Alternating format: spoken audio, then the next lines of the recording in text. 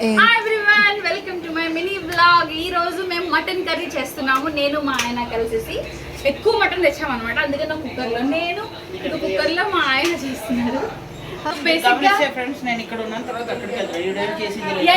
బేసిక్గా ఏం జరుగుతుందంటే నేను మీతో మాట్లాడడం మధ్యలో ఉల్లిపాయలు మాడిపోతాయని భయంతో మా ఆయన మొత్తం అన్ని చెప్తున్నాడు అనమాట. నేను జస్ట్ సూపర్విజన్ చేస్తున్నాను. I'm the head chef, he is the soup chef. సంక్రాంతికి అని చెప్పి నన్ను ఇక్కడ వంటలు చేస్తారండి. గోదావరి అల్లుడంటే ఇలాగే ఉండాలి కదా కదా సుధా? మటన్ కలపడంలో ప్రో అయిపోయాడు.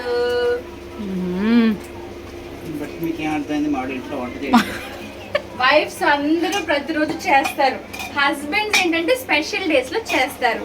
సో వాళ్ళని అందరూ పొగుడుతారు. అదేమిటో మటన్ కర్రీ రెసిపీ నాకు నేర్పించింది మా అత్తయ్య. థ్యాంక్ యూ అత్తయ్య.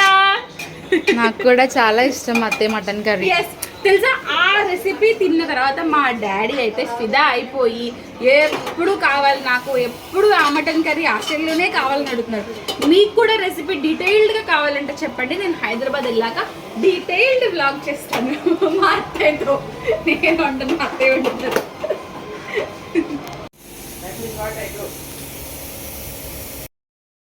సో మా సూ చెఫ్ బ్రేక్ కోసం వెళ్ళారనమాట. మటన్కి విజిల్స్ వచ్చేసాయి. ప్రెషర్ వదిలే లోపు బగారా చేద్దామని నేను మా అమ్మ రెడీ అయ్యాం. మా అమ్మ ఏమో పుదీనా తీస్తుంది, నేనేమో బగారా కోసం అని చెప్పేసి అన్ని స్పైసెస్, ఆనియన్స్ అవన్నీ కట్ చేస్తున్నాను అనమాట.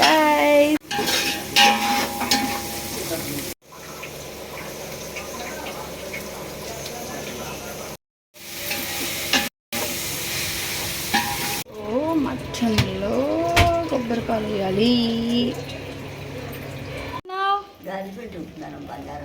ఎందుకు ఇందులోనే రుబ్బుకోవాలి? మనకి మిక్సీ లేదా? అవునా, మాకు రాదుగా. మేము హైదరాబాద్లో మిక్సీలోనే వేస్తాం.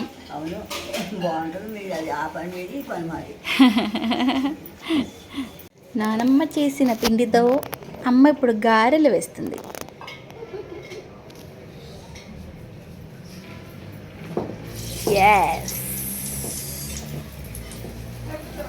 ఫైనల్లీ మా వంట అయిపోయిందనమాట. చూద్దాం ఈరోజు ఏమేమి ఉండేమో.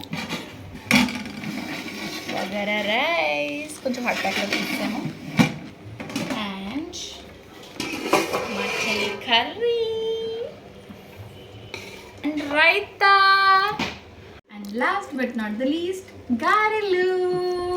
అని చూపించు మళ్ళీ. Okay, happy Bhogi everyone.